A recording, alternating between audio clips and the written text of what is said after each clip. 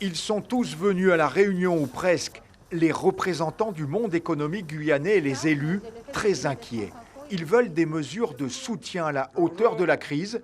Première réponse du ministre des Outre-mer. Il y a un enjeu de sauvetage, c'est-à-dire en clair, des entreprises peuvent disparaître dans les jours qui viennent. C'est l'objet de l'annonce du Premier ministre hier, que de doubler le premier volet du fonds de soutien aux entreprises qui passe de 1 500 € à 3 000 €.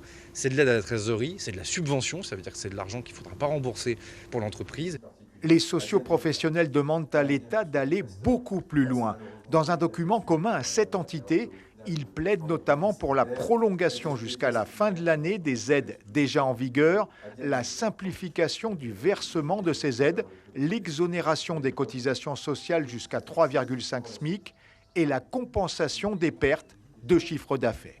Nous demandons pour certaines professions comme les salles de sport, les organisations de bals, l'événementiel, les hôtels, les restaurations, par rapport à l'indemnisation de leur perte de chiffre d'affaires, puisque par rapport à 2019, du fait que nous soyons toujours confinés, nous ne pouvons pas travailler certaines professions, donc il y a une perte de chiffre, donc il y a une demande d'indemnisation. Il n'y a pas eu de oui, vous aurez une indemnisation sur la perte d'exploitation. Donc moi j'attends un oui, donc il n'y a pas eu de oui.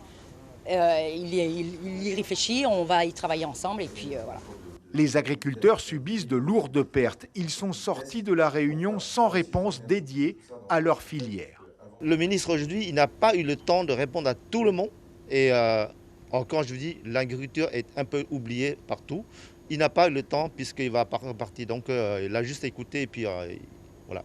Le gouvernement veut aussi soutenir les collectivités locales pour relancer la commande publique. On a parlé beaucoup de commandes publiques, des finances des collectivités territoriales, des délais de paiement des collectivités pour tous celles et ceux qui dépendent d'elles. Ça n'a l'air de rien, mais enfin, les travaux publics, le bâtiment, les transports, autant de secteurs qui sont très largement dépendants. Et là, pour le coup, l'État va mettre des moyens financiers nouveaux, importants pour la Guyane, pour permettre un redémarrage par la commande publique. La Guyane devrait bénéficier du plan de relance national. Il doit être détaillé bientôt par le gouvernement.